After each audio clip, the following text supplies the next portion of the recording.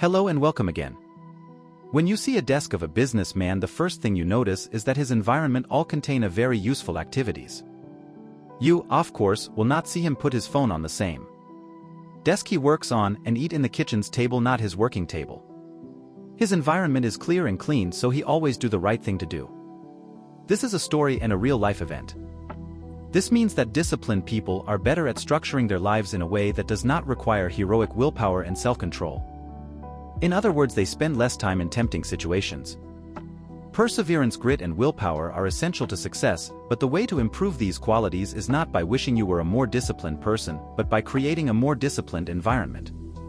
Once a habit has been encoded, the urge to act follows whenever the environmental cues reappear. There was a story of a girl which always ride on her horse and pull a cigarette out and just smoke up while she is riding on her horse. One time she had just decided to stop.